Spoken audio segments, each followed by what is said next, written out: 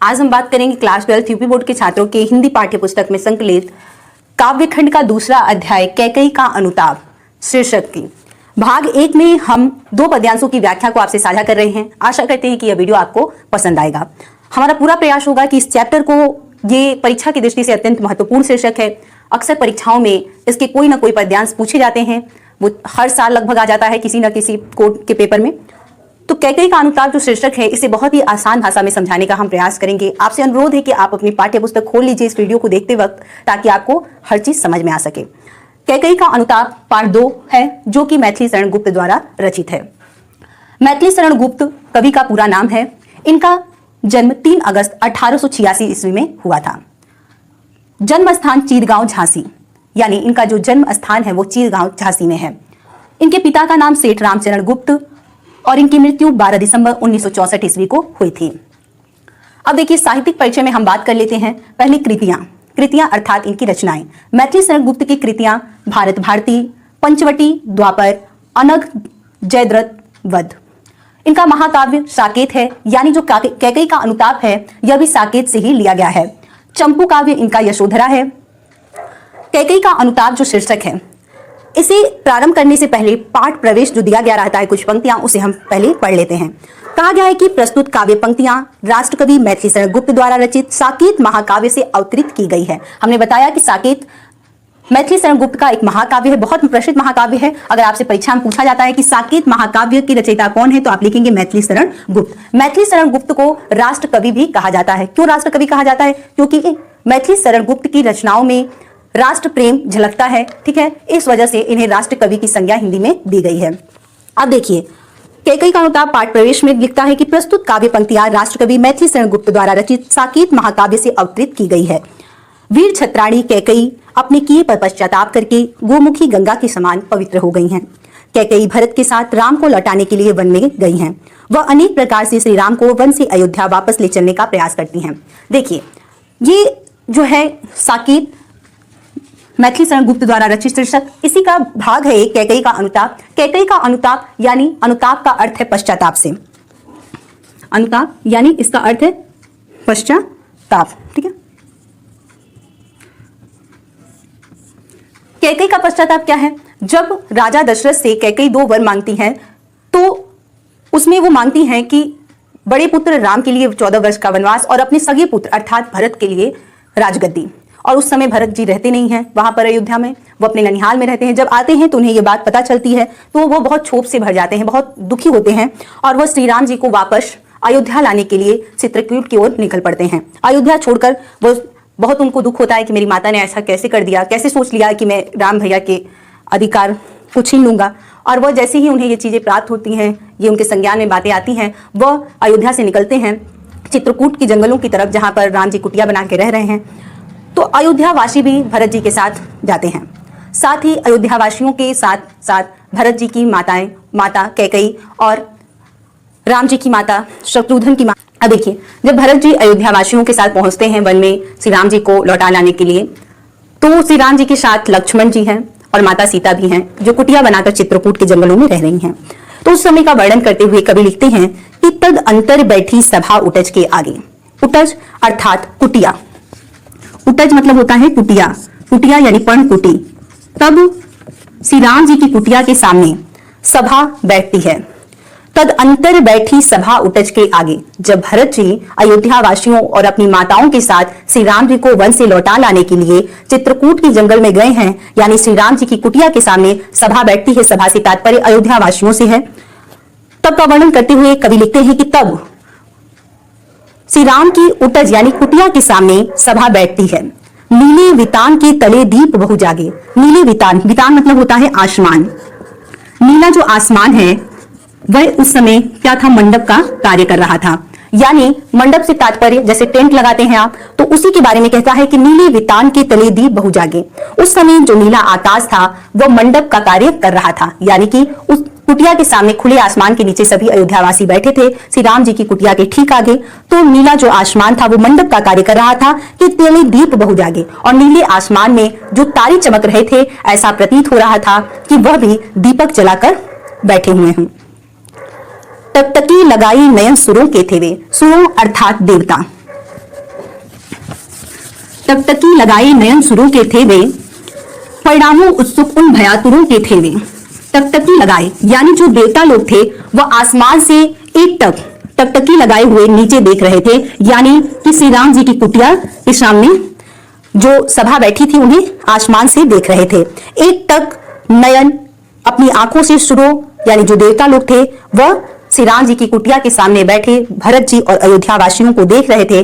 परिणामों उत्सुक उन भयातुरों के थे वे, क्योंकि वो परिणाम जानने के लिए उत्सुक थे। परिणामों उत्सुक यानी वो परिणाम जानने के लिए उत्सुक थे, साथ ही भय आतुर के थे वे, वो भयभीत भी थे कि कहीं भरत जी श्री राम जी को लौटा लाने के लिए आए हुए हैं यहाँ, तो कहीं भरत जी के आगमन को श्री राम जी अन्यथा न मान लें और उन पर गुस्सा न करें। इसलिए वो भयभीत भी थे और साथ ही यह भी जानना चाहते थे कि कहीं क्या इसका परिणाम होगा, भरत जी का आने का यहाँ क्या परिणाम होगा, इसको जानने के लिए वे उत्सुक भी थे।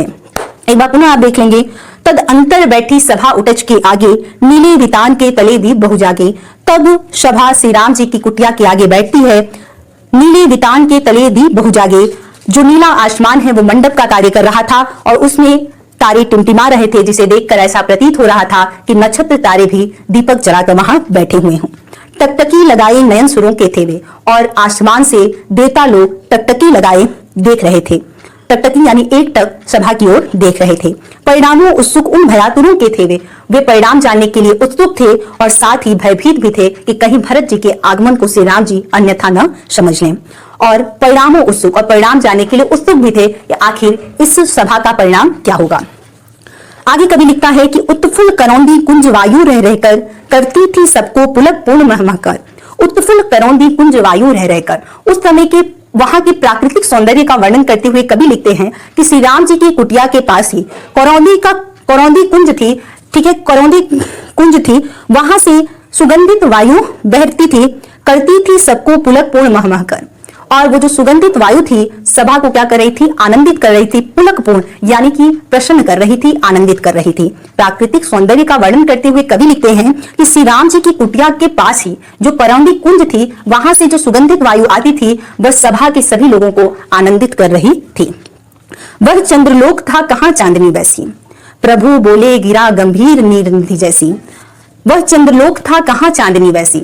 श्री राम जी को चंद्रमा की उपाधि देते हुए कवि कहता है कि श्री राम जी जो चंद्र है, उनकी जो कांति है, उनका जो प्रताप है, जो उनका यश है, वह इतना प्रभावमय है कि उसकी चमक के आगे चंद्रलोक की चांदनी भी कुछ नहीं है।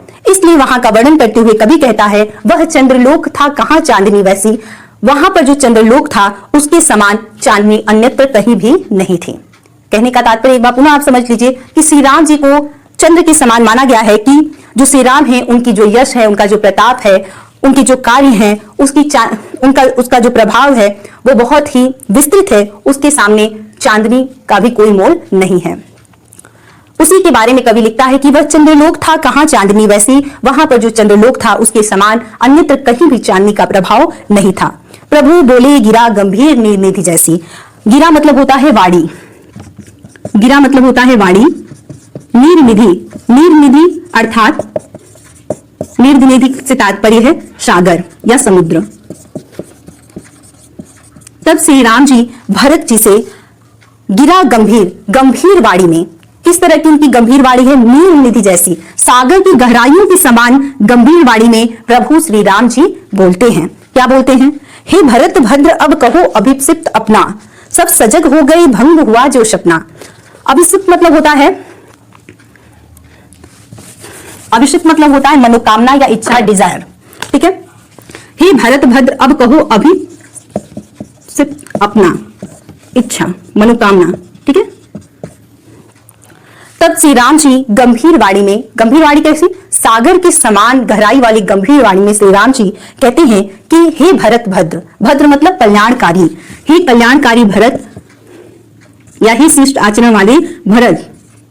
ठीक है, आप लिखें अब कहो अभिषिक्त अपना, अब अपनी मनोकामना, अपनी इच्छा कहो कि क्यों यहां पर आए हो, क्या तुम्हारा मंतव्य है, क्या तुम्हारी मनोकामना है। सब सजग हो गए भंग हुआ जो सपना।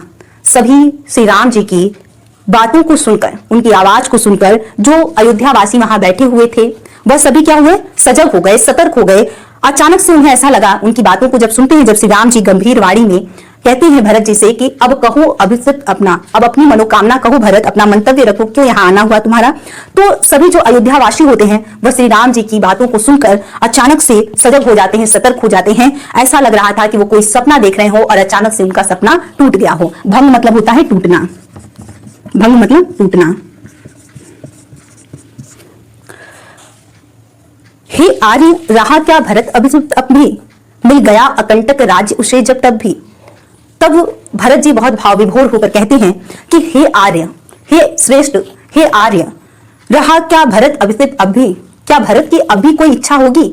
ये उनकी कोई चाह नहीं है, बल्कि वो दुखी होकर बहुत करुणा से भरकर ये बात कहते हैं कि हे आर्य रहा क्या भरत अभिषिक्त अब भी। यानी इन पंक्तियों में भरत की कोई चाहत नहीं है, बल्कि वो करुणा से भरे हुए हैं, बहुत दुखी हैं। और उसी दुख में वो कहते हैं कि हे आर्य श्रेष्ठ, क्या भरत की अब भी कोई मनोकामना होगी, कोई इच्छा होगी, जिसकी माता ने मिल गया अकंटक राज्य उसे जब तब भी, जिसकी माता ने उसे बिना किसी बाधा के ही राजपाट दिला दिया हो। या आप ऐसे भी लिख सकते हैं कि भरत जी कहते हैं कि हे आर्य, हे श्रेष्ठ, उस भरत की अब कौन सी इच्छा होगी जिसे बिना बाधा के ही राज्यपाठ मिल गया हो।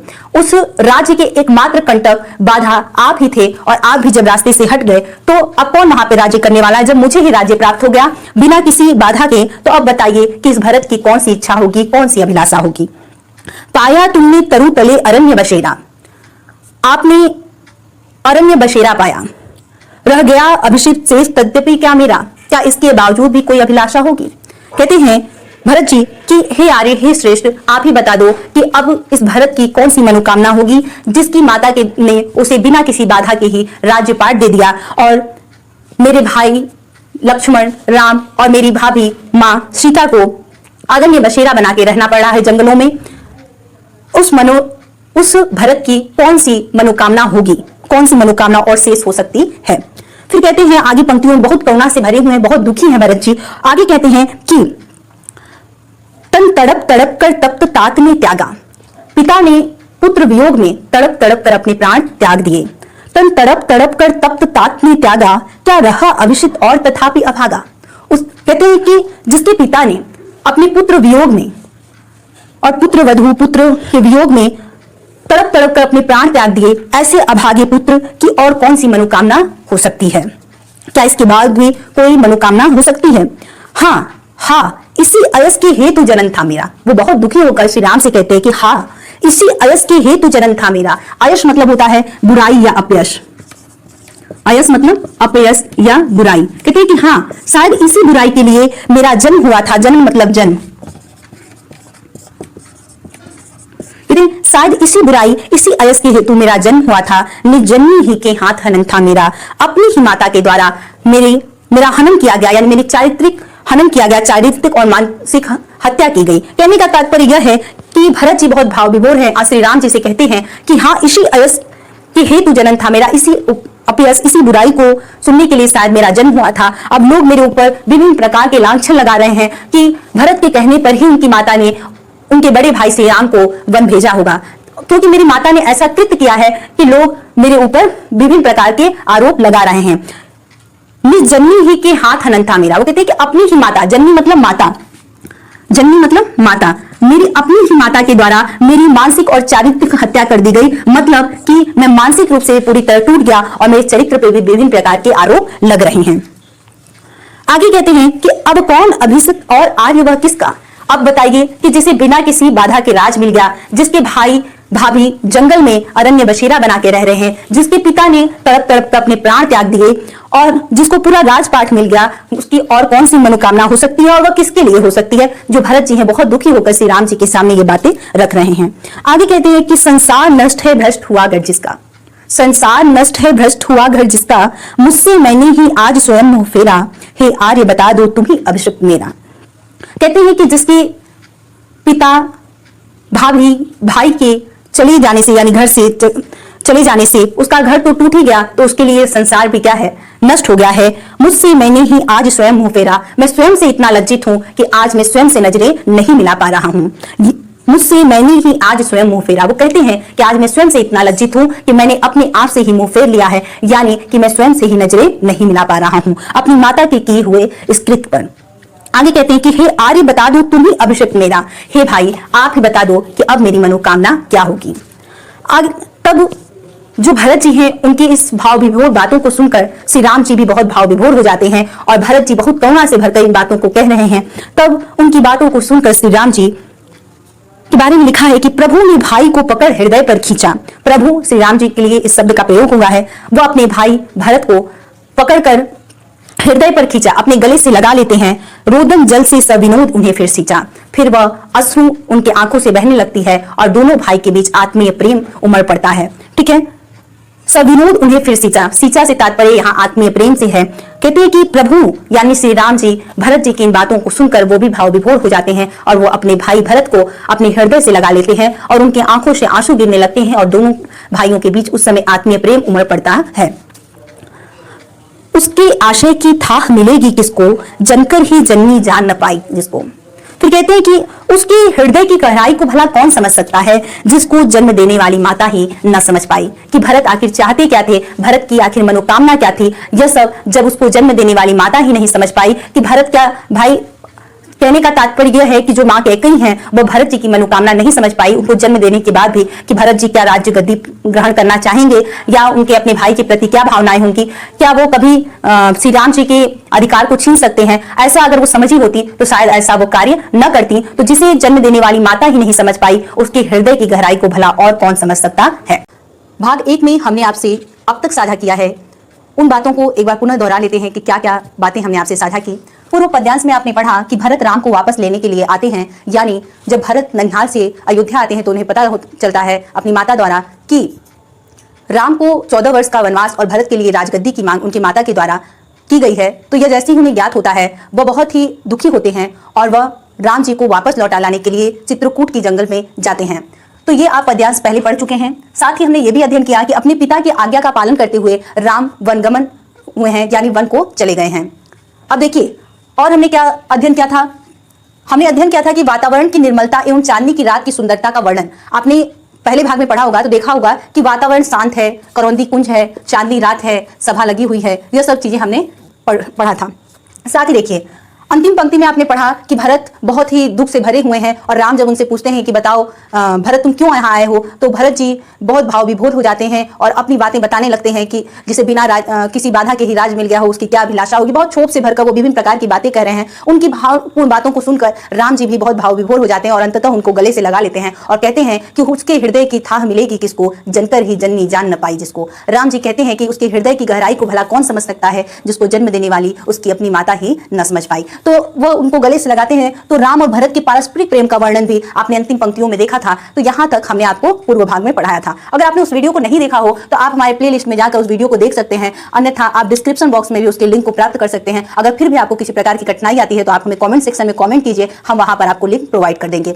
साथ ही आप सभी से ये अनुरोध है कि इस वीडियो को लास्ट तक देखें, क्योंकि हम इस वीडियो में आपको आसानी से बहुत ही सरल भाषा में समझाने का यह पंक्तियों को प्रयास करेंगे। आइए देखते हैं। अब देखिए आगे आपने पूर्व पद्यांश में पढ़ा कि भरत जी और राम जी की पारस्परिक प्रेम का वर्णन तक होता है, यानी वो गले से लगाते हैं और कहते हैं कि उसके हृदय की थाह मिलेगी किसको, जनकर ही जननी जान न पाई जिसको। यहाँ तक आपने पढ़ा। अब आगे देखते हैं। यह सच है तो अब लौट चलो तुम घर को, चौंके सब सुनकर अटल कैकेयी स्वर को। सबने रानी की ओर अचानक देखा, वैधव्य तुषा आवृता यथा विधुलेखा। बैठी थी अचल तथापि असंख्य तरंगा, वह सिंघनी अब थी हाहा गोमुखी गंगा। हाँ जनकर भी मैंने न भरत को जाना, सब सुन ले तुमने स्वयं अभी हम माना। यह सच है तो फिर लौट चलो घर भैया, अपराधीन मैं हूं तात तुम्हारी मैया। देखिए इन पंक्तियों को हम देखते हैं। जब भरत जी से भाव विभोर होकर राम जी मिलते हैं और कहते हैं कि उसके हृदय की गहराई को भला कौन समझ सकता है, जिसे जन्म देने वाली उनकी माता ही ना समझ पाई। इन पंक्तियों को हम इसलिए बार बार बता रहे हैं क्योंकि इन पंक्तियों से ही आगे की पंक्तियां जुड़ी हुई हैं। तब देखिए उनके बीच के मिलन को रोकते हुए, उनके बीच में आते हुए कैकेयी जी सभा से उठती हैं और उनकी बातों में रुकावट डालते हुए कहते हैं कि यह सच है तो अब लौट चलो तुम घर को। अगर यह बात सत्य है, अगर तुम मानते हो कि भरत का कोई दोष नहीं है तुमको वन भेजने में, तो तुम वापस घर को लौट चलो। राम से कहती है कैकेयी कि अगर यह बात तुम सत्य तुम मानते हो कि भरत का इसमें कोई दोष नहीं है तो तुम वापस घर लौट चलो। चौंकी सब सुनकर अटल कैकेयी स्वर को। अब वहां जो सभा बैठी हुई थी, कैकेयी की इन बातों को, इस दृढ़ निश्चय, इस अटल स्वर को सुनकर अचानक से चौंक जाती है। सबने रानी की ओर अचानक देखा, सभी रानी की ओर अचानक से देखने लगते हैं कि जो कैकेयी राम को वन भेजने के लिए इतनी ज्यादा दृढ़ प्रतिज्ञ थी, उन्होंने अपने पूर्व वर मांगकर राजा दशरथ से राम को वर भेजा और इतनी अडिग थी अपनी बातों पर राम को वन भेज देने के लिए, वह आज अपना पश्चाताप कर रही हैं और कह रही हैं कि वापस तुम घर को लौट चलो। इसलिए सभी जो सभा रहती है वो कैकई के इन अटल स्वरों को सुनकर चौंक जाती है और सभी उनकी ओर देखने लगते हैं। वैधव्य तुषार आवृता यथा विधुलेखा। विधुलेखा का अर्थ होता है चंद्रमा की किरणें। विधुलेखा का अर्थ होता है चंद्रमा की किरणें। तुषार आवृता, तुषार आवृता से तात्पर्य, देखिए हम इस पंक्तियों को आप स्क्रीनशॉट ले सकते थे। विधुलेखा यानी चंद्रमा की किरणें। विधुलेखा से तात्पर्य है चंद्रमा की किरणें। तुषार आवृता, तुषार यानी तुषार मतलब होता है ओश और आवृता मतलब होता है ढका हुआ। अब देखिए वैधव्य तुषार आवृता यथा विधुलेखा। विधुलेखा यानी जो चंद्रमा की किरणें हैं वह जब तुषार आवृता ओस कणों से जब ढक जाती है, जब ओस उसको चारों तरफ से घेर लेती है चंद्रमा की किरणों को, तो वह क्या हो जाती है, उसकी जो कांति होती है, जो उसकी चमक होती है, वह क्या हो जाती है, धीमी पड़ जाती है। उसी प्रकार से जो कैकई थी वह वैधव्य अर्थात विधवा के वेश में बहुत ही मलिन दिखाई दे रही थी, यानी कि उनकी सुंदरता क्या थी, कम हो गई थी। जिस प्रकार से विधुलेखा यानी यहाँ रूपक अलंकार के माध्यम से इन पंक्तियों को स्पष्ट किया जा रहा है। आप इन बातों को ध्यान रखेंगे कि यथा विधुलेखा, जैसे चंद्रमा की किरणें तुषार आवृता ओस के ढक लेने के बाद क्या होती है, उस मलिन दिखाई देती है, उसकी चमक धीमी पड़ जाती है। ठीक उसी प्रकार से वैधव्य यानी कि विधवा के वेश में कैकई की जो मुख की चमक थी वह क्या हो गई थी, मलिन पड़ गई थी। बैठी थी अचल तथापि असंख्य तरंगा। जिस प्रकार से समुद्र में असंख्य तरंगा यानी असंख्य अनगिनत तरंगा मतलब लहरें उत्पन्न होती हैं, उसी प्रकार से उस समय कैकई के मन में अनेकों प्रकार की भावनाओं की तरंगे उत्पन्न हो रही थी। बैठी थी अचल तथापि असंख्य तरंगा। अचल क्योंकि वह क्या थी, सभा के बीच में अचल बैठी हुई थी, स्थिर बैठी हुई थी, चुपचाप बैठी हुई थी, परंतु फिर भी उनके हृदय में असंख्य तरंगे उत्पन्न हो रही थी। भावनाओं की तरंगे कैसी थी कि वो याद कर रही थी कि मैंने पूर्व वर मांगा राजा दशरथ से, मेरे कारण ही राजा दशरथ की मृत्यु हुई, मेरे कारण ही आज राम वन में है, मेरे कारण ही मेरी पुत्र वधु वन में है, मेरे कारण ही मेरे छोटा पुत्र लक्ष्मण भी वन में है, और मेरी गलतियों के कारण ही भरत ने मेरा परित्याग कर दिया है। विभिन्न प्रकार की तरंगे उनके मन में उत्पन्न हो रही थी। तो वही कवि कहता है कि बैठी थी अचल तथापि असंख्य तरंगा, क्योंकि वो स्थिर बैठी हुई थी, अचल बैठी हुई थी सभा के मध्य में, परंतु फिर भी उनके हृदय में भावनाओं की असंख्य तरंगे उत्पन्न हो रही थी। वह सिंघनी अब थी हाहा गोमुखी गंगा। वह सिंघनी यानी कैकई के लिए बात संबोधित करते हुए कवि लिखता है कि वह सिंघनी जो कभी सिंघनी के समान दहाड़ती थी कैकई, जो कि स्थिर होकर दृढ़ निश्चयी होकर अपने वर मांगी थी, वह अब थी हाहा गोमुखी गंगा। गोमुखी गंगा यानी गंगा जहां से निकलती है उस स्थान को गोमुखी कहते हैं। और आप जानते होंगे कि जहां से गंगा गोमुख से निकलती है वो बहुत ही शांत होती है और सरल वेग से आगे बढ़ती है। उसी का वर्णन कवि ने किया है कि जो कैकई सिंघनी के समान दृढ़ निश्चयी थी, कभी दहाड़ की बातें करती थी, बहुत अटल होकर अपना निर्णय लेती थी या बातें कहती थी, वह क्या थी, अब गोमुखी गंगा यानी कि गंगा के समान बहुत सरल हो गई थी, गोमुख के गंगा के समान। अब कहती हैं, हाँ जनकर भी मैंने न भरत को जाना। यह बात सत्य है कि मैं भरत को जन्म देकर भी नहीं समझ पाई, जितना कि तुम उसको समझ रहे हो, जितना कि तुम मान रहे हो कि भरत का इसमें कोई दोष नहीं है, वह तुम सच कह रहे हो कि हाँ जनकर भी मैंने न भरत को जाना, मैं भरत को जन्म देकर भी उसको समझ नहीं पाई। सब सुन ली तुमने स्वयं अभी यह माना। कहती है कि सभा को कहती है कि सभी ये बातें सुन ले, क्योंकि अभी तुमने ये बात मानी है कि इसमें भरत का कोई दोष नहीं है, और यह सच है तो फिर लौट चलो घर भैया, अपराधी मैं हूं तात तुम्हारी मैया। अगर तुम यह मानते हो कि इसमें भरत का कोई दोष नहीं है और मैं उसको जन्म देने के बाद भी नहीं समझ पाई कि वो तुम्हारे कितना प्रेम करता, अगर ये बात सत्य है तो तुम वापस घर को लौट चलो, क्योंकि अपराधी मैं हूं तात तुम्हारी मैया, क्योंकि मैं तुम्हारी और तुम्हारे पिता की अपराधीन हूं, यानी कि तुम्हारी जो माता है वही तुम्हारी और तुम्हारे पिता की अपराधीन है। दुर्बलता का ही चिन्ह विशेष शपथ है। यहां तक आप इन पंक्तियों में रूपक और उपमा अलंकार होगा। आगे देखिए, दुर्बलता का ही चिन्ह विशेष शपथ है, पर अबला जन के लिए कौन शपथ है। यदि मैं उकसाई गई भरत से हूं तो पति समान ही स्वयं पुत्र भी खूं। ठहरो मत रोको मुझे, कहूं सो सुन लो, पाओ यदि उसमें सार उसे सब चुन लो। करके पहाड़ सा पाप मौन रह जाऊं, राई भर भी अनुताप न करने पाऊं। थी सनक्षत्र शशि निशा ओप्स टपकाती, रोती थी निरव सभा हृदय थपकाती। उल्का सी रानी दिशा दीप्त करती थी, सबने भय विस्मय और खेद भरती थी। आगे कवि लिखते हैं कि जो देखिए कहते हैं कि अगर हमसे कोई छोटी सी भी त्रुटि होती है तो हम उसे कसम खाकर अपनी बात को सिद्ध करते हैं, कोई भी, ताकि सामने वाला सच स्वीकार कर ले। इसी वजह से हम क्या करते हैं, कसमें खाते हैं। दुर्बलता का ही चिन्ह विशेष शपथ है, पर मेरा मानना है कि कसम खाकर अपनी बात को सिद्ध करना यह क्या है, दुर्बलता का प्रतीक है, कमजोरी का प्रतीक है। पर अबला जन के लिए कौन शपथ है, पर मुझ अबला के लिए और कोई रास्ता नहीं है कसम खाकर बात को सिद्ध करने के अलावा। यदि मैं उकसाई गई भरत से हूं तो पति समान ही स्वयं पुत्र भी हूं। वो कहती है कि हे राम, यदि भरत ने मुझे उकसाया हो इस कार्य के लिए तो मैं पति के समान ही अपने पुत्र भरत को भी खो दूं। सोचिए यहाँ पर जो कैकेयी वो इतनी दुखी है कि वो इतनी दुखी है, भाव विभोर है कि वो भरत की कसम खा के कहती है कि यदि मैं उकसाई गई भरत से हूं कि हे राम, अगर कोई भी इस बात को सिद्ध कर दे कि मुझे भरत ने इस कार्य के लिए उकसाया है तो मैं अपने पति को जिस तरह से मैंने खो दिया उसी प्रकार से मैं भरत को भी खो दूं। यहाँ पर जो कवि है वो कैकेयी के पश्चाताप की उच्चता को दर्शा रहे हैं इन पंक्तियों के माध्यम से। ठहरो मत रोको मुझे कहूं सो सुन लो। वो कहती है कि ठहरो, आज कोई मुझे जो मैं बातें कह रही हूं उसे कहने से कोई रोको मत, बल्कि मैं जो कुछ भी कह रही हूं आज मुझे कह लेने दीजिए और आप सभी सुन लीजिए। पाओ यदि उसमें सार उसी सब चुन लो, और यदि आप उन बातों में कोई सत्यता ग्रहण करते हैं तो उसे आप क्या कीजिए, स्वीकार कर लीजिए। अगर मेरी बातों में आपको कोई सत्यता नजर आए तो उसे आप क्या कीजिए, स्वीकार कर लीजिए।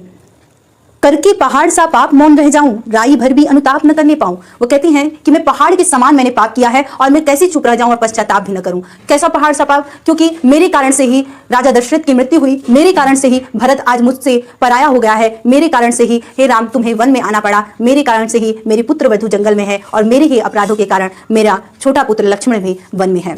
तो इतना मैंने पहाड़ सा पाप किया है और अगर मैं अपना पश्चाताप भी न करूं तो मुझ पर क्या है, धिक्कार है और मैं खुद को माफ नहीं कर पाऊंगी। यदि राई भर भी अनुताप न करने पाऊं, क्या मैं थोड़ा सा भी अनुताप मतलब पश्चाताप न करूं तो क्या है, मैं अपने आप को कभी माफ नहीं कर पाऊंगी। थी सनक्षत्र शशि निशा ओष्ठ टपकाती, उल्क रोती थी नीरव सभा हृदय थपकाती। थी सनक्षत्र शशि निशा ओष्ठ टपकाती, यानी शशि निशा मतलब क्या है, चांदनी रात। देखिए शशि निशा से तात्पर्य क्या है, चांदनी रात से है। शशि निशा यानी चांदनी रात था, वहां का वर्णन है, हमने पहली पंक्तियों में ही कहा, आपसे बताया था। तो चांदनी रात है और ओस टपक रही है, तो ऐसा प्रतीत हो रहा है कि जब कैकेयी पश्चाताप कर रही हैं और पश्चाताप में अपनी गलतियां स्वीकार कर रही हैं तो जो ओस टपक रही थी उसका वर्णन कवि करता है कि ऐसा लग रहा था कि जो देवता हैं और जो वहां पर उपस्थित लोग हैं वो उनकी बातों को सुनकर, उनके पश्चाताप को सुनकर रो रहे हों। ओस के रूप में ऐसा लग रहा था कि रो रहे हों। रोती थी नीरव सभा हृदय थपकाती, यानी कि कवि कहता है सनक्षत्र शशि निशा ओस टपकाती, यानी कि जो चांदनी रात थी और तारे टिमटिमा रहे थे और ओस की जो बूंदें गिर रही थी उसमें कवि कहता है कि जो कैकेयी है वो पश्चाताप कर रही थी और पश्चाताप करने की वजह से ही जो वहां पे सभा बैठी थी वो ऐसा लग रहा था कि रो रही हो और उनके हृदय को सहला रही हो। हृदय थपकाती यानी कि उनके हृदय को सहला रही हो, यानी उनको यह ढाढ़स बधा रही हो कि कैकेयी तुम चिंता न करो, राम वापस तुम्हारे साथ लौट जाएंगे। ऐसा लग रहा था कि लोग उनको सांत्वना दे रहे हों। उल्का सी रानी दिशा दीप्त करती थी, सब में भय विस्मय और खेत भरती थी। जो रानी थी वो जिस रानी ने उल्कापात करके अयोध्या के राज्य को तहस नहस कर दिया था, आज वही रानी पश्चाताप से वहां की दिशाओं को क्या कर रही थी, दीप्त कर रही थी, प्रकाशित कर रही थी अपने पश्चाताप के माध्यम से। सब में भय विस्मय और खेद भरती थी, साथ ही वहां उपस्थित सभी लोगों में भय और विस्मय यानी आश्चर्य भर रही थी, डर भर रही थी और सभी दुखी भी हो रहे थे। कहती हैं आगे, क्या कर सकती थी मरी मंथरा दासी, मेरा ही मन रह सका न निज विश्वासी। जल पंचरगत अब अरि अधीर अभागे, वे ज्वलित भाव थे स्वयं तुम्ही में जागे। पर था केवल क्या ज्वलित भाव ही मन में, क्या शेष बचा था कुछ न और इस मन में। कुछ मूल्य नहीं वात्सल्य मात्र क्या तेरा, पर आज अन्य सा हुआ वत्स भी मेरा। थूके मुझ पर त्रैलोक्य भले ही थूके, जो कोई जो कह सके कहे क्यों चूके। छीने न मातृपद किंतु भरत का मुझसे, दे राम दुहाई करूं और क्या तुझसे। अगली पंक्तियों में जो कैकेयी हैं, उपयुक्त पद्यांश में अनुप्रास और उपमा अलंकार है। अगली पंक्तियों में आप देखेंगे जो कैकेयी हैं वो कहती हैं, क्या कर सकती थी मरी मंथरा दासी। मंथरा भले ही उकसाई हो अपने वर मांगने के लिए, परंतु वह मंथरा एक दासी थी, वह क्या कर सकती थी, मेरा ही मन रह सका न निज विश्वासी। मेरा ही जो मन है वह अपने आप में न रह सका, मेरा ही मन जो था वो भटक गया था। क्योंकि मंथरा क्या कर सकती थी, मंथरा तो एक मामूली सी दासी थी।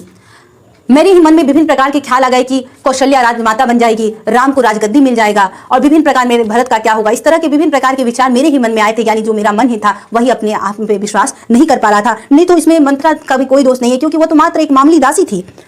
जल पंचरगत अब अरे अधीर अभागे, जल पंचरगत यानी कि शरीर की ठठरी के बारे में कहती हैं कि हे अभागे और अधीर बेचैन मन, वो जो ज्वलित भाव थे स्वयं तुझी में जागे। वो जो घृणा भरे भाव थे वो तुम्हारे ही अंदर जन्म लिए थे। घृणा भरे भाव कि राम को राजगद्दी मिल जाएगा, कौशल्या राजमाता बन जाएंगी, यह सब जो विभिन्न प्रकार के गलत भाव थे वो तुम्हारे ही अंदर जन्म लिए थे। पर था केवल क्या ज्वलित भाव ही मन में। फिर कैकेयी कहती है, स्वयं से प्रश्न पूछ रही है कि क्या उस समय मेरे हृदय में केवल यही नफरत के भाव ही रह गए थे, क्या शेष बचा था कुछ न और इस मन में। क्या उन ज्वलित भाव, इन नफरत के भाव के अलावा उस समय मेरे हृदय में कुछ और नहीं बचा था। कुछ मूल्य नहीं वात्सल्य मात्र क्या तेरा, कहती है आगे राम से कैकेयी कि क्या वात्सल्य प्रेम क्या होता है, जो माता और पुत्र का जो प्रेम होता है उसे वात्सल्य प्रेम कहा जाता है। वात्सल्य रस आपने पढ़ा होगा, उसमें ये बातें दर्शाई गई होंगी।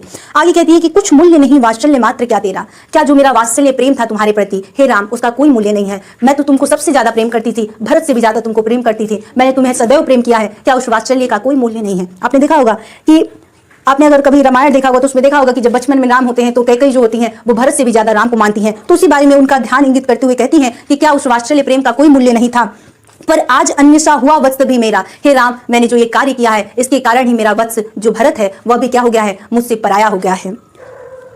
थूके मुझ पर त्रैलोक्य भले ही थूके, जो कोई जो कह सके क्यों कहे क्यों चूके। कहती हैं कि मेरे इस कार्य की वजह से भले ही तीनों लोग मेरे ऊपर थूके और जिसको जो कुछ भी कहना है भला बुरा सब कोई कुछ कह ले, इस समय कोई भी अपनी बातों को कहने से न चूके, परंतु छीने न मातृपद किंतु भरत का मुझसे। हे राम मैं सभी से इतनी ही विनती कर रही हूँ कि किंतु मेरा मातृपद यानी जो माता कहलाने का अधिकार है भरत का वो कोई मुझसे मत छीने। रे राम दुहाई करूं और क्या तुझसे, हे राम तुम वापस अयोध्या को लौट चलो और बताओ मैं तुमसे क्या दुहाई करूं, क्या विनती करूं।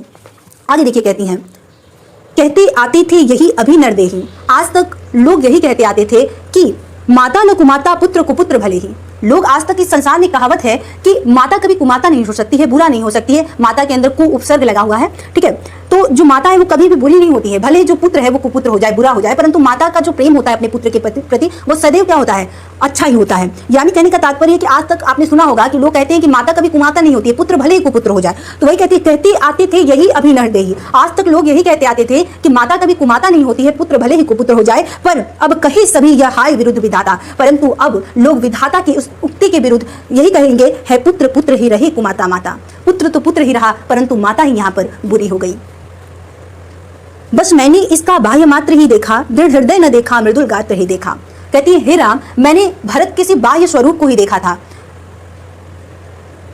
दृढ़ हृदय न देखा, मृदुल गात्र ही देखा। मैंने इसके दृढ़ निश्चयी हृदय को नहीं देखा कि वो कितना तुमसे प्रेम करता है और क्या वो स्वीकार करेगा मेरे द्वारा ये मांगे गए वर को कि नहीं करेगा। मैंने इस दृढ़ निश्चयी भरत को नहीं पहचाना, केवल मृदुल गात्र ही देखा, केवल इसके बाहरी कोमल शरीर को ही मैंने देखा। इसका जो दृढ़ निश्चयी प्रतिज्ञा है कि मैं राम के अलावा मैं नहीं बैठूंगा, ये राम का अधिकार है, ये सब चीजों को मैंने नहीं देखा। परमार्थ न देखा, पूर्ण स्वार्थ ही साधा। मैंने भरत का परमार्थ नहीं देखा, अपने ही स्वार्थ के बारे में सोचा कि कहीं राम की राजगद्दी मिल जाने पर कौशल्या राजमाता न बन जाए और मेरा क्या होगा। ये सब चीजें मैंने अपने ही बारे में सोचा। मैंने ये नहीं सोचा कि जो भरत हैं वो परमार्थ वाले स्वभाव के हैं, यानी दूसरों की का सहायता करने वाले स्वभाव को है। इस सब चीजों को मैंने नहीं देखा, मैंने बस उसका बाहरी स्वरूप ही देखा। मैंने उसकी दृढ़ प्रतिज्ञा नहीं देखी कि वो अपने भाई से कितना प्रेम करता है या तुम उनसे कितना प्रेम करते हो। इस कारण ही तो आज यह बाधा, आगे कहती हैं कि इसी कारण तो आज यह बाधा उत्पन्न हुई है। युग युग तक चलती रहे कठोर कहानी, रघुकुल में थी एक अभागिन रानी। कहती है कि इसी कारण तो आज ये बाधा उत्पन्न हुई है कि तुम जंगल में हो और दशरथ की मृत्यु हो गई है। रघुकुल युग युग तक चलती रहे कठोर कहानी, अब तो युगों युगों तक ये कहानी चलती रहेगी कि रघुकुल में थी एक अभागिन रानी। रघुकुल में एक अभागिन रानी थी जिसने ऐसे ऐसे कार्य किए थे। निज जन्म जन्म में सुने जीविया मेरा, यानी मैं जब भी इस धरती पे जन्म लूंगी तब मैं यही सुनूंगी कि धिक्कार उसे था महास्वार्थ ने घेरा। धिक्कार है उस रघुकुल की रानी को, उस अभागिन रानी को जिसे महास्वार्थ ने घेर लिया था और उसने अपने ही पुत्र को वन भेज दिया था, अपनी पुत्र वधु को वन भेज दिया था, अपने छोटे पुत्र को वन भेज दिया था। यानी उस रानी पे धिक्कार है कि उसे महास्वार्थ ने घेर लिया था। वो बहुत भाव विभोर होकर राम के सामने ये सब बातें कह रही हैं, तो राम जी उनकी बातों को सुनते हैं और जब देखते हैं तो वो माता कैकेयी को भी निष्कलंक ही मानते हैं। वो किसी प्रकार का उसमें दोष नहीं देते हैं। जिस तरह से वो भरत को से प्रेम करते हैं उसी तरह से वो माता कैकेयी से भी प्रेम कर रहे हैं। और वो क्या कहते हैं, फिर वो कहते हैं उनकी बातों को जब देखते हैं कि कैकेयी बहुत भाव विभोर हो गई हैं और वो अपनी बातें रख रही हैं, तो कहते हैं कि 100 बार धन्य वह एक लाल की माई, जिस जननी ने है जना भरत सा भाई। 100 बार धन्यवाद देने योग्य है वह माता जिसने भरत के समान पुत्र को जन्म दिया है। राम जी कहते हैं कि 100 बार वो धन्य है वो माता जिसने भरत के समान भाई को जन्म दिया है। वो भरत जो कि क्या है, धर्म की धूरी है धरती पर, धर्म और सत्यता की धूरी है, वह उस तरह के भरत भाई को जन्म दिया है। इतना प्रेम करने वाला मेरा भाई है, तो ऐसी माता जिसने जन्म दिया है वह धन्य है। 100 बार धन्य है वह एक लाल की माई, जिस जननी ने है जना भरत सा भाई, जिस जननी ने भरत के समान भाई को जन्म दिया है। राम जी की इन बातों को सुनकर पागल सी प्रभु के साथ सभा चिल्लाई। जो वहां पर उपस्थित सभा होती है वह स्वर में स्वर मिलाकर राम के फिर उनकी ही आवाज में कहती है कि 100 बार धन्य वह एक लाल की माई। हाँ, 100 बार धन्यवाद देने योग्य वह माता है जिसने भरत के समान पुत्र को। हम लोगों ने अध्ययन किया कि राम को वन से वापस लाने के लिए भरत का प्रयास, भरत जी राम को वापस लाने के लिए चित्रकूट के जंगलों में गए हैं और वो पूर्णतः प्रयास करते हैं कि राम वापस वन से अयोध्या लौट आए। तो ये हम पढ़ चुके हैं कैकेयी का अनुताप। साथ ही भाग 2 में आपने देखा होगा कि कैकेयी लगातार अपने बातों के माध्यम से यह विश्वास दिलाना चाहती हैं सभा को और राम को कि भरत का इसमें कोई दोष नहीं है तुम्हें वन भेजने के लिए। और वो जो कभी सिंघनी के समान हुआ करती थी कैकेयी, वो आज क्या हो गई हैं, गोमुख गंगा के समान हो गई हैं। और कैकेयी का अनुताप भी आपने भाग 2 में देखा। साथ ही पुत्र की उपेक्षा से आहत ममत्व का पराकाष्ठा। पुत्र की उपेक्षा यानी भरत की उपेक्षा यानी इग्नोर करने से क्या होती है, बहुत आहत हो जाती हैं कैकेयी। और ममत्व का पराकाष्ठा, फिर उनका जो ममत्व का पराकाष्ठा एक दर्शाया गया है, आपने भाग 2 में इसका भी अध्ययन किया कि कैकेयी किस तरह से विचलित हो गई हैं भरत जब उनका परित्याग कर दिए हैं, तो वह क्या वात्सल्य प्रेम में उमड़ आया है। तो ये सब चीजों को भी आपने भाग 2 में देखा। अब देखिए कैकेयी का चारित्रिक वैविध्य, आपने साथ ही भाग 2 में ये भी देखा कि कैकेयी के चरित्र की विभिन्न तरह के चीजों को दर्शाया गया है कि कैसे वैधव्य तुषार आवृता यथा विधुलेखा, जिस प्रकार से चंद्रमा की किरणें उसकी कणों से ढक जाने के कारण क्या हो जाती है, कांतिहीन हो जाती है, उसी तरह से जो कैकेयी है कभी सिंघनी के समान स्वरूप था उनका, आज वो विधवा वेश में अलग ही प्रतीत हो रही हैं। तो ये सब आपने विभिन्न तरह से जो कभी उन्होंने वर मांगा राजा दशरथ से राम को वन भेजने के लिए, आज वही कह रही हैं कि वापस तुम घर को लौट चलो राम। इस प्रकार के विभिन्न चरित्रों में आपने भिन्नता भी देखा, तो इसको पर भी हमने चर्चा कर लिया है। आज हम आप लोग को आगे की व्याख्या बताते हैं। आशा करते हैं कि ये वीडियो आपको पसंद आएगा। आइए देखते हैं। कहती हैं कैकेयी की, कहते आते थे यही अभी नरदेही, आज तक लोग यही कहते आते थे माता न कुमाता पुत्र कुपुत्र भले ही। माता न कुमाता पुत्र कुपुत्र भले ही, आपने देखा कि माता में कु क्या है, उपसर्ग लगा हुआ है, यानी कि कहने का तात्पर्य है, कैकेयी कहती हैं कहते आते थे यही अभी नरदेही, माता न कुमाता पुत्र कुपुत्र भले ही। आज तक लोग यही कहते आते थे, संसार में जन्म जन्मांतर तक यही एक उक्ति चली आ रही है कि माता न कुमाता, माता कभी बुरी नहीं हो सकती, पुत्र कुपुत्र भले ही, पुत्र भले ही बुरा हो जाए।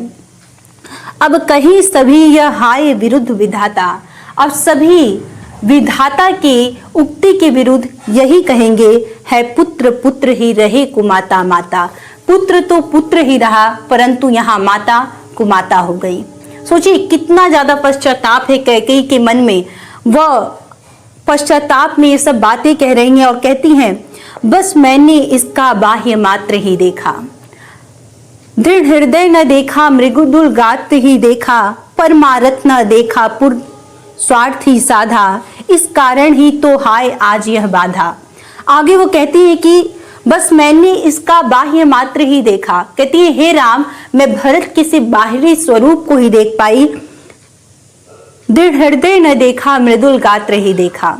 मैंने इसके बाहरी स्वरूप को देखा, इसके सुकोमल शरीर को देखा, मैंने इसका दृढ़ निश्चयी हृदय नहीं देखा कि ये कभी भी राम के अधिकार पर अधिकार करना नहीं चाहेगा। मैंने इसके भाई के प्रति जो प्रेम है, भातृत्व प्रेम की दृढ़ता है, उसे मैंने नहीं देखा। मैंने बस इसके सुकोमल शरीर को ही, बाहरी स्वरूप को ही देखा है। इसीलिए मैं परमार्थ न देखा, पूर्ण स्वार्थ ही साधा। मैंने भरत के परमार्थ स्वभाव को नहीं देखा, बस अपनी ही स्वार्थ के बारे में सोचा कि कहीं अगर राम को अयोध्या की राजगद्दी मिल गई तो राम क्या हो जाएंगे, अयोध्या के राजा हो जाएंगे और उनकी माता जो कौशल्या है वो राजमाता कहलाने लगेंगी। फिर हमारा क्या होगा। यही सब चीजें मैंने अपने ही स्वार्थ के बारे में सोचा, परंतु मैं ये भूल गई थी कि भरत इन चीजों को कभी भी स्वीकार नहीं करेगा। मैंने इसके दृढ़ निश्चयी हृदय को नहीं देखा, इस कारण ही तो हाय आज यह बाधा। आगे कहती हैं कि इसी कारण तो आज यह बाधा उत्पन्न हुई है कि राजा दशरथ की मृत्यु हो गई, यानी कि मेरे पति की मृत्यु हो गई, और साथ ही इस कारण ही तो आज यह बाधा, इसी कारण तो आज यह बाधा उत्पन्न हुई है कि मेरे पति की मृत्यु हो गई और मेरे पुत्र वधू पुत्र जंगल में भटक रहे हैं। युग युग तक चलती रही कठोर कहानी, रघुकुल में थी एक अभागिन रानी।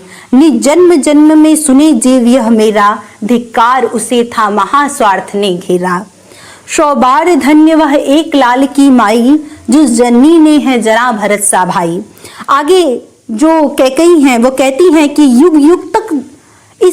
युग युग तक चलती रहे कठोर कहानी। अब युगों युगों तक जब भी जो भी जन्म जन्मांतर तक ये कठोर कहानी चलती रहेगी कि रघुकुल में थी एक अभागिन रानी, रघुकुल वंश में एक अभागिन रानी थी।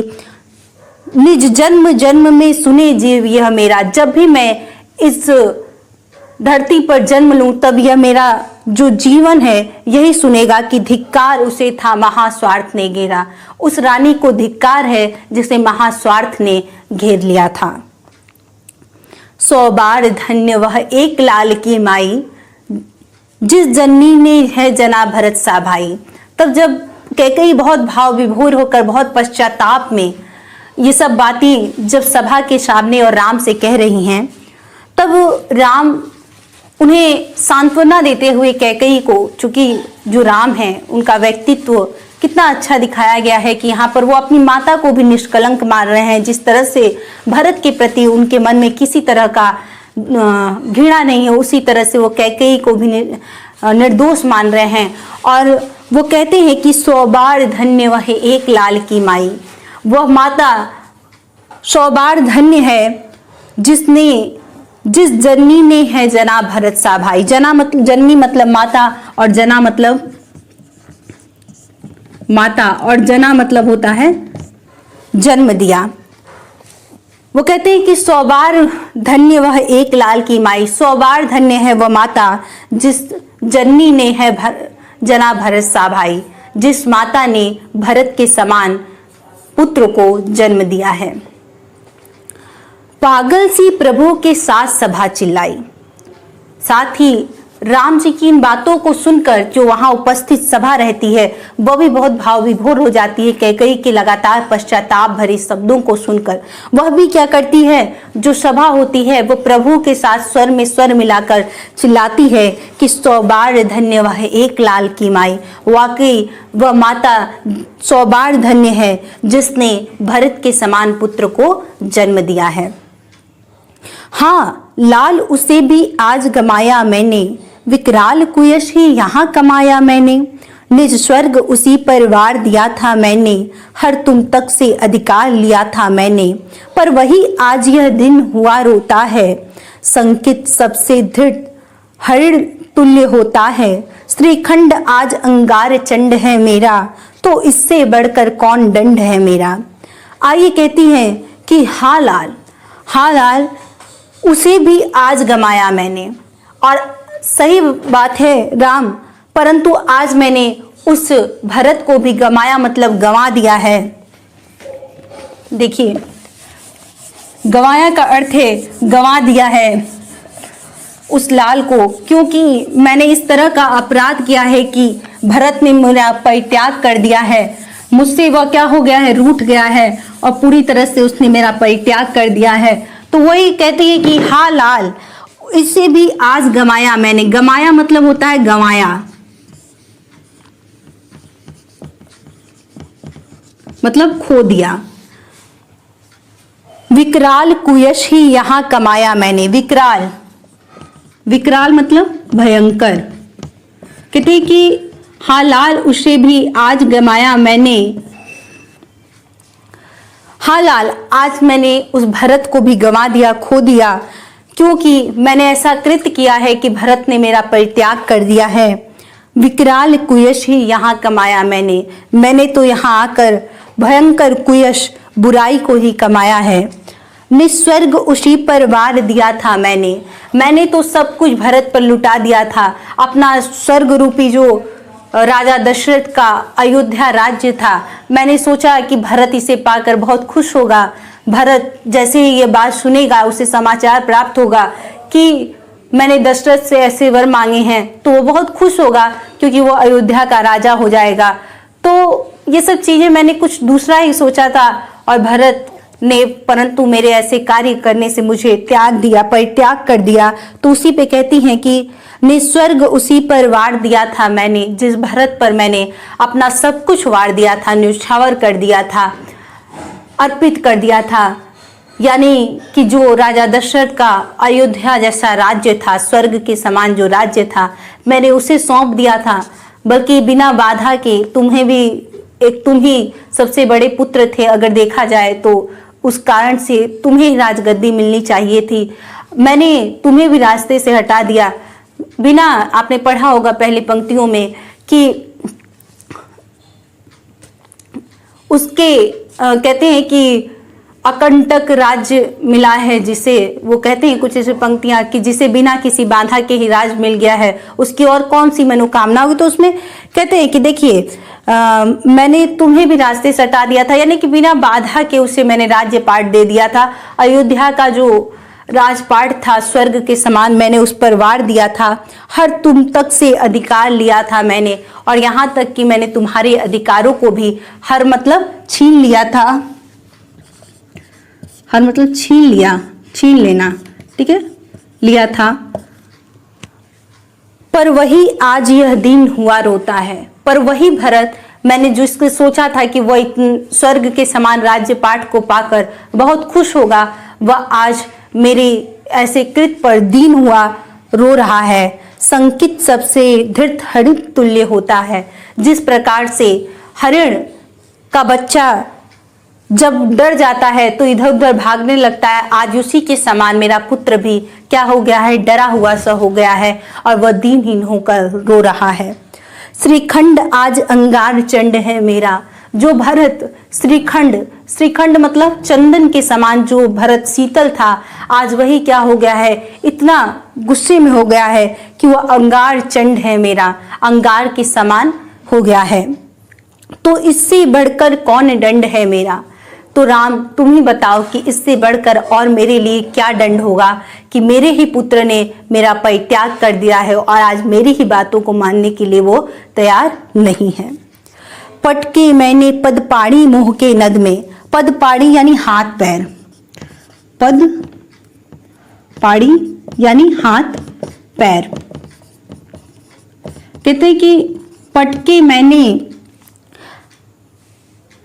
पद पाड़ी मोह के नद में, जन क्या करते नहीं स्वप्न में मद में।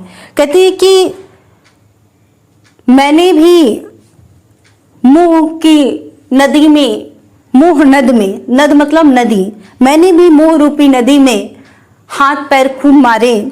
जन क्या क्या करते नहीं स्वप्न में मद में। लोग सपने में जब होते हैं तो क्या क्या नहीं करते। उसी प्रकार से मेरा भी सपना था कि मैं भी राजमाता बन जाऊं और मेरा पुत्र को राजगद्दी मिल जाए। तो ऐसे ही सपने में आकर मैंने भी ऐसे कृत्य किए। परंतु जैसे लोग सपने में और लालच में, मद मतलब लालच में आकर क्या क्या नहीं करते, उसी प्रकार से मैंने भी मोह रूपी नदी में खूब हाथ पैर पटके। हाँ दंड कौन क्या उसे डरूंगी अब भी, मेरा विचार कुछ दयापूर्ण हो तब भी। हा दया हंत वह घृणा ह वह करुणा, वह तरणी सी है आज वाहिनी वरुणा। आगे कहती है कि हा दंड कौन उससे डरूंगी अब भी, अब मेरे लिए इससे बड़ा और कोई दंड नहीं है। आज चाहे जो कोई भी मुझे दंड दे दे, आज भरत ने जब मेरा परित्याग कर दिया तो इससे बड़ा मेरे लिए कोई दंड नहीं है, क्या उसे डरूंगी अब भी। यानी इससे बड़ा कोई मेरे लिए दंड नहीं है जिससे मैं डर जाऊं। मेरा विचार कुछ दयापूर्ण हो तब भी, अगर लोग मेरे ऊपर दया दिखाएं तो भी कोई मतलब नहीं उसका। हा दया हंत वह घृणा हा वह करुणा, हाँ दया हंत व घृणा हा व करुणा, वह तरणी सी है आज वाहिनी वरुणा। आज मेरे लिए ज्वाहिनी वरुणा यानी जो ये यमुना है और गंगा है, यह भी क्या है, वैतरणी सी हो गई है मेरे कृत्य के कारण। सह सकती हूँ चीर नरक सुने सुन विचारी। वो कहती हैं कि मैं सह सकती हूँ, लोग मेरे ऊपर दया मत दिखाएं, क्योंकि वो मेरे लिए क्या होगा, और ज्यादा मुझे क्या करेगा, दर्द ही पहुंचाएगा। लोग मेरे ऊपर दया न करें, क्योंकि मेरे लिए जो यह गंगा और यमुना नदियां हैं, जो पवित्र नदियां हैं, मैंने ऐसा कृत किया है कि मैं वैतरणी में भी रहने लायक नहीं हूँ और यह आज मेरे लिए वैतरणी की समान हो गई हैं। सशक्ति हूँ चीर नरक सुने सुविचारी। जो अच्छे विचार वाले लोग हैं वो मेरे ऊपर दया न दिखाएं, क्योंकि मैं चीर नरक यानी लंबे समय तक नरक में रह सकती हूँ, पर मुझे स्वर्ग की दया दंड से भारी। परंतु अगर किसी ने मेरे ऊपर दया करके मुझे स्वर्ग भेज दिया तो वह मेरे लिए क्या होगा, दंड से भी भारी होगा। आगे कहती हैं कि लेकर अपना यह कुलिस कठोर कलेजा। कुलिस कठोर यानी जो पाप, कुलिस मतलब होता है पाप और कठोर मतलब कठोर कलेजा। कहते हैं कि हे राम, मैंने इसी पाप से युक्त कठोर कलेजे से मैंने इसके लिए ही तुम्हें वन भेजा। मैंने तुम्हें वन में भेजा था। कर घर चलो इसी के लिए न रूठो अब यूं। फिर कहती हैं आगे कि हे राम, अब तुम वापस घर चलो। अब मैं कितना तुमसे पश्चाताप करूं तुम्हारे सामने। घर चलो इसी के लिए न रूठो अब यूं। तुम वापस अयोध्या को चलो, अब और न रूठो। कुछ और कहूं तो उसे सुनेंगे सब क्यों। अगर मैं अपनी सफाई में और कुछ बातें कहूं तो लोग उसे क्यों सुनेंगे, क्योंकि मैंने ऐसा कृत्य किया है कि लोग मुझे अपराधी मान रहे हैं। अगर मैं कितना भी पश्चाताप करूं तो लोग उसे क्यों सुनेंगे। मुझको यह प्यारा और इसे तुम प्यारे। कहती है कि भरत मुझे प्यारा है और तुम इसे प्यारे, इसे तुम प्यारे और भरत के लिए तुम प्यारे हो। कहती है कि मेरी दुगने प्रिय रहो न मुझसे न्यारे। इसलिए हे राम, तुम मुझसे मेरे लिए दुगने प्रिय हो। क्यों? क्योंकि मुझे ये प्यारा है, यानी भरत जो है वो मेरे लिए प्यारा है। मैं इससे अत्यधिक स्नेह करती हूँ और जो भरत है वह तुमसे अत्यधिक स्नेह करता है। इसलिए हे राम, तुम मेरे लिए दुगने प्रिय हो, इसलिए अब मुझसे और ज्यादा न रूठे रहो। मैं इसे न जानूं किंतु जानते हो तुम। भले ही मैं भरत को नहीं बोले होते हैं, पहली पंक्तियों में आपने पढ़ा होगा पहले भाग में कि उसके आशय की थाह मिलेगी किसको, जनकर ही जननी जान न पाई जिसको। राम जी कहते हैं कि उसके हृदय की गहराई को भला कौन समझ सकता है, जिसे जन्म देने वाली उसकी अपनी माता ही ना समझ पाई। तो उसी बात को कहती हैं कैकेयी कि मैं इसे न जानूं किंतु जानते हो तुम। यह बात सत्य है कि मैं इसे जन्म देकर भी नहीं समझ पाई, किंतु तुम तो इसे अच्छी प्रकार से समझते हो। अपने से पहले इसे मानते हो तुम, इसीलिए तो बचपन से तुम इससे अपने से पहले क्या करते हो, प्रेम करते हो। तुम भ्राताओं का प्रेम परस्पर जैसा, यदि वह सब पर यूं प्रकट हुआ है वैसा। तुम दोनों भाइयों का प्रेम एक जैसा जैसा है, वही सभी भाइयों पर तुम्हारा प्रेम प्रकट एक समान होता रहा है। तो पाप दोष भी पुण्य तोष है मेरा। पुण्य तोष मतलब कहती हैं कि जो मेरा पाप है वह भी क्या है, अगर तुम जिस तरह से अपने भाइयों पर प्रेम दिखाते हो, प्रकट करते हो, अगर उसी प्रकार से तुम मुझे माफ कर रहे हो तो जो मेरा पाप है वह भी क्या होगा, पुण्य में बदल जाएगा। मैं रहूं पंकिला पद्य कोश है मेरा। भले ही मैं पंकिला रहूं, यानी जो मेरे विचार थे कभी नफरत भरे आ गए, भले ही मैं पंकिला हूं, कीचड़ के समान हूं, परंतु पद्य कोश है मेरा। परंतु कमल के पुष्पों के समान मेरा कोश है। जिस प्रकार से जो कीचड़ होता है उसमें कमल निकलता है, उसी तरह से भले ही मैं पंकिला हूँ, मैंने मुझसे पाप हुए हैं, परंतु मैंने भरत को जन्म दिया है, यानी कि कमल के पुष्पों के समान कहती हैं कि पद्य कोश है मेरा। आगत ज्ञानी जन उच्च भाल ले लेकर, आने वाले ज्ञानी लोग उच्च भाल ले लेकर, अपना ऊंचा मस्तक करके समझावे तुमको अतुल्य युक्तियां देकर, विभिन्न प्रकार की युक्तियां देकर समझाएंगे कि इस तरह से लोग वाहवाही लूटने के लिए अपना ऊंचा मस्तक करके विभिन्न प्रकार की युक्तियां देंगे कि क्या कैकेयी ने किया और कैसा राम का प्रेम था भरत के प्रति, ये सब चीजें समझाएंगे लोग।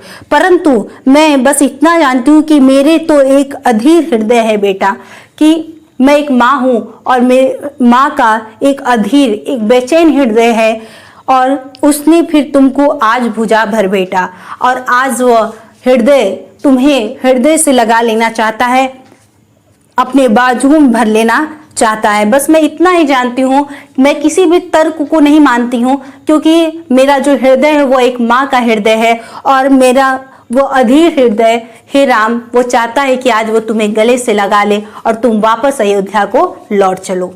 आज के लिए इतना ही।